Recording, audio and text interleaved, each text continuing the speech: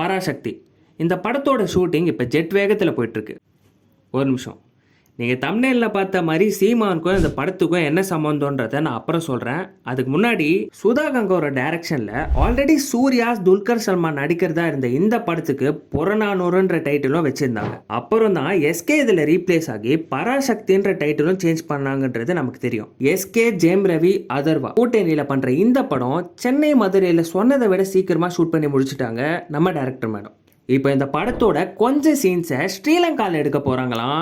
இந்த நியூஸை ஜெயம் ரவி கிட்ட இருந்து மீடியா சைடில் வாங்கியிருக்காங்க. அடுத்தடுத்த பிஸி டைமில் கராத்தே பாபு அண்ட் பராசக்தி ஷூட்டை மாறி மாறி பண்ணிட்டு இருக்காரு. ஸோ நான் இப்போ ஸ்ரீலங்கா போகிறேன்னு சொன்னதுக்கு நம்ம சீமான் ஆதரவாளர்கள் என்ன இது ஸ்ரீலங்காலாம் போயிட்டு ஷூட் பண்ணிக்கிட்டு இங்கே உங்களுக்கு இடமே இல்லையான்னு கமெண்ட் பண்ணிகிட்டே இருக்காங்க. இந்தி திணிப்பை மையமாக வச்சு தான் இந்த படம் சொன்னீங்க. இப்போ இதில் ஸ்ரீலங்கா சம்மந்தப்பட்ட ஏதாச்சும் இருக்கானோ செய்தி வருது. ஏங்க, ஒரு படம் எடுத்து ரிலீஸ் பண்ணும்போது தான் பிரச்சனை வரும். இந்த படத்துக்கு ஷூட்டிங்கே பிரச்சனை மேலே பிரச்சனை கொடுக்குறாங்க. படம் ரிலீஸ் ஆனதுக்கப்புறம் என்னென்ன பிரச்சனை பண்ண போகிறாங்களோ. தகவல் ஒரு வேளை இந்த மாதிரி பிரச்சனை வரும் தான் சூர்யா எஸ்கேப் ஆயிட்டாரோ? சரி, இதை பற்றி உங்களோட ஒப்பீனியனை கமெண்ட் செக்ஷனில் சொல்லுங்கள்.